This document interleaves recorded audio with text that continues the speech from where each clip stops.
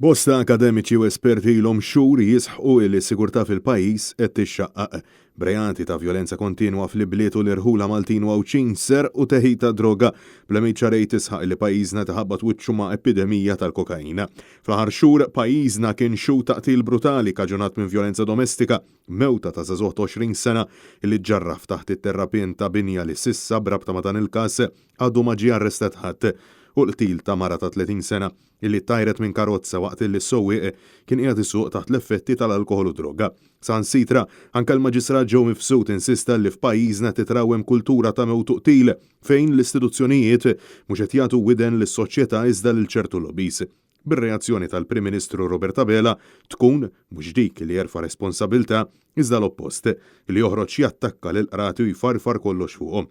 Meta din il-ġimgħa kien qed iwieġeb lil ġurnalisti Bela wissa lil qrati biex ma jiddemoralizzawx lill-pulizija u l-ista l-ġudikatura illi ġib lura s-sigurtà f'pajjiżna. Il-forzi tal-ordni l-pulizija nsellmilhom għax irreaġixxew b'mod tajjeb ħafna. Issa nara li l-qorti jsegwu fuq dak il-messaġġ l-ewwel biex ma jiddemoralizzawx lill-korp tal-pulizija u li jerġgħu jirripristinaw dan is-sens ta' sigurtà li pajjiżna tant huwa magħruf għalih. Se nkun qed nistennija minn il-qrati tagħna. Diversi persuni ddeskrivew dan id-diskors bħala tfarfira pulita fuq il-qrati ta' pajjiżna, Bela jixħed ir-responsabilità kollha fuqhom, iżda jinsa illi huwa l-Prim Ministru responsabbli minn poplu illi eleġġih ħaxar xhur ilu.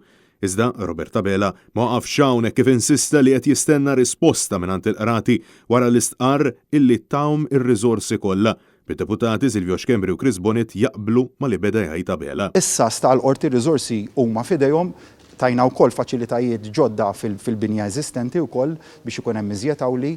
Issa sta l-amministrazzjoni tal-qorti li r-riżorsi illi aħna tajna jiġu mħadma bl-aqwa mod possibbli. Roberta Bela għażel li ma jqafx hawn u reġa' għamel twissija lill-imħalfin u l-maġistrati. Il-messaġġ lill qrati tiegħi huwa araw sew is-sentencing policy, araw jekk is-sentenzi mhumiex qed jirriflettu aġir illi qed isir fis-soċjetà tagħna. Esperti illi tkellmu ma' Net News jisħu illi Bela irid jagħmilha tal-avukat, maġistrat u eżekutur.